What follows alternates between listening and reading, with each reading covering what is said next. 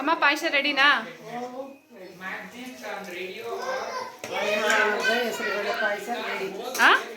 ಹಳೆ ಕಾಲದ ಇದು ಪಾಯಸ, ಹೆಸರುಬೇಳೆ ಪಾಯಸ. ಹೌದಾ? ಓಕೆ. ಹಾಲಿಲ್ಲ ಏನಿಲ್ಲ, ಬೇಳೆ ಬೇಯಿಸ್ದ. ದ್ರಾಕ್ಷಿ ಗೋಡಂಬಿನೂ ನಾವು ಅವಾಗ ಹಾಕ್ತಾ ಇದ್ದಿಲ್ಲ. ಅವಾಗ ಆಗ್ತಾ ಇದಿಲ್ಲ, ಇವಾಗ ಇದೆ ಅಲ್ಲ.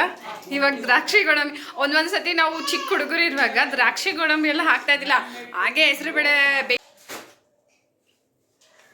ನಮಸ್ತೆ, TRP ಇಂಡಿಯನ್ ಕಿಚನ್ಗೆ ಸ್ವಾಗತ.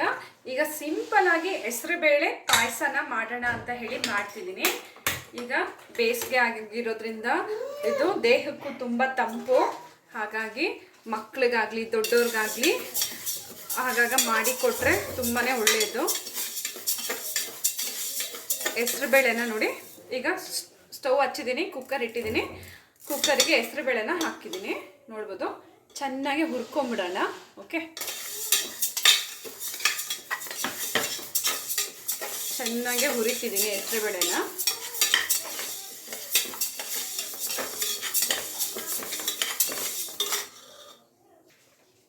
ನೋಡ್ಬೋದು, ಕುಕ್ಕರ್ ಮುಚ್ಚಳ ಮುಚ್ಚಿದ್ದೀನಿ, ವಿಜಲ್ ಹಾಕಿದ್ದೀನಿ. ನಾನು ಈ ಕುಕ್ಕರ್ನಲ್ಲಿ ಬೇಳೆ ಬೇಯಿಸೋದಕ್ಕೆ 2 ವಿಜಲ್ ಬಿಡ್ತಿದ್ದೀನಿ. 2 ವಿಜಲ್ ಬಿಟ್ಟರೆ ನುಣ್ಣಗೆ ಬೆಂದೋಗುತ್ತೆ ಬೇಳೆ. ನಿಮ್ಮ ಕುಕ್ಕರ್ ಯಾವ ರೀತಿ ಇದೆ ಅಂತ ನೋಡಿ 1 ಅಥವಾ 2 ವಿಜಲ್ ಬಿಟ್ಕೊಳ್ಳಿ. ಏನಂದ್ರೆ ಒಟ್ಟಿನಲ್ಲಿ ಬೇಳೆ ಚೆನ್ನಾಗಿ ಬೇಯಬೇಕು. ಓಕೆ, ಈಗ ಅಮ್ಮ ಬಂದರು ಪಾಯಸ ಒಗ್ಗರಣೆ ಹಾಕೋಕ್ಕೆ. ನೋಡಿ, ಬೇಳೆ ಚೆನ್ನಾಗಿ ಬೆಂದಿದೆ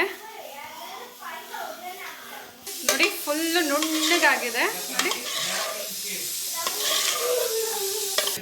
ಈಗ ಪ್ಯಾನಿಗೆ ಸ್ವಲ್ಪ ತುಪ್ಪ ಹಾಕ್ಕೊಳ್ತಿದ್ದಾರೆ. ತುಪ್ಪ ಅಥವಾ ಎಣ್ಣೆ ಏನಾದರೂ ಹಾಕೋಬೋದು. ಓಕೆನಾ? ತುಂಬ ಸಿಂಪಲ್ಲಾಗೆ ಬೇಗ ಆಗೋಗುತ್ತೆ ಇದು ಪಾಯಸ. ಹಾಗೆ ಇದು ನೈಟ್ ಡಿನ್ನರಿಗೆ ಮಾಡ್ಕೊತಾ ಇದ್ದೀವಿ ಪಾಯಸ. ಟೊಮೆಟೊ ಬಾತ್ ಒಂದು ಸ್ವಲ್ಪ ಮಾಡಿದರೆ, ಸೊ ಹಾಗೆ ಒಂದು ಸ್ವಲ್ಪ ಇದು ಹೆಸರುಬೇಳೆ ಪಾಯಸನೂ ಮಾಡ್ಕೊಂಬಿಡೋಣ ಅಂತ ಹೇಳಿಬಿಟ್ಟು ಮಾಡ್ಕೊತಾ ಇದ್ದೀವಿ. ಹಾಗೆ ದ್ರಾಕ್ಷಿ ಗೋಡಂಬಿ ಚೆನ್ನಾಗಿ ಫ್ರೈ ಮಾಡಿಕೊಂಡು ಈಗ ಹೆಸರುಬೇಳೆನಲ್ಲಿ ಹಾಕ್ಬಿಡೋಣ. ಹೆಸರುಬೇಳೆಗೆ ಇನ್ನೂ ನೀರು ಹಾಕ್ಕೋಬೋದು. ನೀರು ಎಷ್ಟು ತಿಳಿಬೇಕು, ಗಟ್ಟಿ ಬೇಕಿದ್ರೆ ನೀವು ಹಾಗೆ ಬಟ್ಲಲ್ಲಿ ಎತ್ತಿ ತಿನ್ನೋ ರೀತಿ ಬೇಕಿದ್ರೆ ನೀವು ಗಟ್ಟಿಯಾಗಿ ಮಾಡ್ಕೋಬೋದು, ಅಥವಾ ಗ್ಲಾಸ್ನಲ್ಲಿ ಕುಡಿಯೋ ರೀತಿ ಬೇಕಿದ್ರೆ ಒಂದು ಸ್ವಲ್ಪ ತೆಳು ನೀರು ಹಾಕಿದ್ರೆ ನೀರು ಹಾಕಿ ಚೆನ್ನಾಗಿ ಕುದಿಸ್ಬೋದು. ಅಥವಾ ನೀರು ಬೇಡ ಹಾಲು ಹಾಕ್ತೀನಿ ಅಂದ್ರೂ ಹಾಲು ಹಾಕ್ಕೋಬೋದು. ಹಾಗೆ ರುಚಿಗೆ ತಕ್ಕಷ್ಟು ಸ್ವೀಟ್ ಹಾಕಬೇಕಾಗುತ್ತೆ, ಸಕ್ಕರೆ. ಓಕೆನಾ?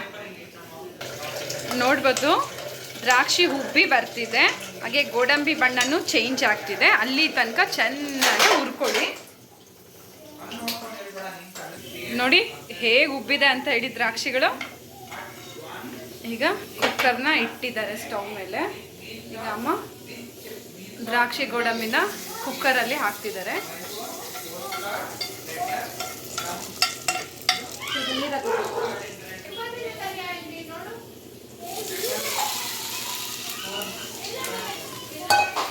ಪ್ಯಾನರ್ಗೆ ಸ್ವಲ್ಪ ನೀರು ಹಾಕಿ ಕುಕ್ಕರ್ನಲ್ಲಿ ಹಾಕ್ಕೊಂಡ್ರು. ಈಗ ನಾನು ಹೇಳ್ದಂಗೆ ಎಷ್ಟು ತೆಳುಬೇಕೋ ಅಷ್ಟು ತೆಳು ನೀರು ಹಾಕೊಳ್ಳಿ. ಬೆಲ್ಲ ಬೇಕಿದ್ರೆ ಬೆಲ್ಲ ಹಾಕೋಬೋದು. ಸಕ್ಕರೆನೇ ಹಾಕೋಣ ಅಲ್ಲ, ಸಕ್ಕರೆನೇ ಹಾಕೋಣ, ಬೆಲ್ಲ ಬೇಡ. ಯಾವ ಟೇಸ್ಟ್ ಇಷ್ಟ ಆಗುತ್ತೋ ಅದರಲ್ಲಿ ನೀವು ಮಾಡ್ಕೋಬೋದು. ನಾವಿವತ್ತು ಸಕ್ಕರೆನೇ ಹಾಕ್ತಿದ್ದೀವಿ.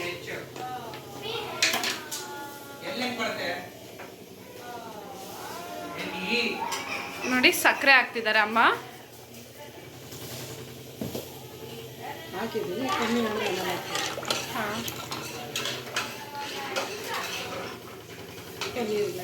ತುಂಬ ನೀರಾದ್ರೂ ಚೆನ್ನಾಗಿರಲ್ಲ. ನೋಡಿ, ಅಲ್ಲಲ್ಲಿ ಬೇಳೆ ಸಿಗಬೇಕು ಸ್ವಲ್ಪ ಸ್ವಲ್ಪ. ನೋಡಿ ಹೇಗಿದೆ ಅಂತ ಹೇಳ್ಬಿಟ್ಟು.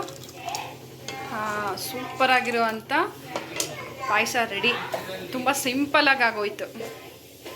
ಸೊ ಇದೊಂದು 2 ಕುದಿ ಬರಲಿ. ಅಮ್ಮ ಪಾಯಸ ರೆಡಿನಾ? ಹೆಸರುಬೇಳೆ ಪಾಯಸ ರೆಡಿ. ಹಳೆ ಕಾಲದ ಇದು ಪಾಯಸ, ಹೆಸರುಬೇಳೆ ಪಾಯಸ. ಹೌದಾ?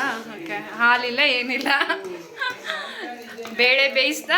ದ್ರಾಕ್ಷಿ ಗೋಡಂಬಿನೂ ನಾವು ಅವಾಗ ಹಾಕ್ತಾ ಇದ್ದಿಲ್ಲ, ಅವಾಗ ಆಗ್ತಾ ಇದಿಲ್ಲ, ಇವಾಗ ಇದೆ ಅಲ್ಲ.